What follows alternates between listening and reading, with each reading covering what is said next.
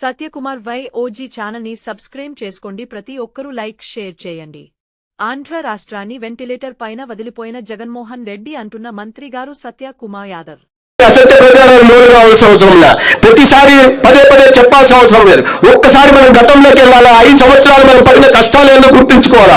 5 సంవత్సరాలు వాళ్ళు చెప్పి మాయదారి మాటలు చెప్పి మనల్ని ఎలా మోసం చేశారో గుర్తుంచుకోవాలా? ఒక్కదాన్ని పంచభూతాలను నింగి నేల నీరు నిప్పు గాలి ధూళి దేన్ని వదలకుండా ఏ రకంగా దోచుకున్నారో మనం అందరికీ తెలుసు. ముఖ్యంగా ఈ చిత్తూరు జిల్లాలో ఏ రకంగా ఉమ్మడి చిత్తూరు జిల్లాలో దోచుకున్నారనే విషయాన్ని గుర్తు పెట్టుకోవాల్సిన అవసరం ఉంది. దాన్ని తిప్పికొట్టాలా? సమయం ఈ రోజు 10 లక్షల అప్పు కోట్ల అప్పును తీర్చుకుంటూనే ప్రతి నెల 70,000 వడ్డీలు కట్టుకుంటానే ఇవాళ ఇటువంటి కార్యక్రమాలు మనం తీసుకొస్తున్నాం. దానికోసం కేంద్ర ప్రభుత్వం సహకారం ఇస్తుంది. ముఖ్యమంత్రి గారు పదే పదే చెప్తున్నారు. ఇవాళ వెంటిలేటర్ లో చావు బతుకుల్లో ఉంటున్న రాష్ట్రాన్ని నరేంద్ర మోడీ గారు యాక్షన్ ఇచ్చి బతికిచ్చారు. కానీ బతికి పరిగెత్తాలంటే కొంత పేషెంట్ వెంటిలేటర్ నుంచి వస్తాను నెక్స్ట్ డే పరిగెత్తాడా? మీకు అద్భుతమైన ఆర్థిక వ్యవస్థను చేతిలోకి ఇస్తే దాన్ని 5 సంవత్సరాలు భ్రష్టు పట్టిస్తుంది. మేము మాత్రం వెంటిలేటర్ల మీద మమ్మల్ని ఇచ్చిపోతే, ఆర్థిక వ్యవస్థను ఇచ్చిపోతే దాన్ని సరి చేసుకొని మేము మ్యారథాన్ పరిగెత్తాలనా, ఒలింపిక్స్ పరిగెత్తాలనా? ఉండవయా, కొంచెం ఓపిక పట్టండి. ఇవాళ చేస్తాం. కానీ కార్యకర్తల్ని మనం ఎవరు తిప్పికొట్టాల్సిన బాధ్యత ఎవరి మీద ఉంది? ఎవరు ఈ వీటిని అసత్య ప్రచారాన్ని తిప్పికొట్టాలా? ఎవరు దుష్ప్రచారాన్ని తిప్పికొట్టాలా?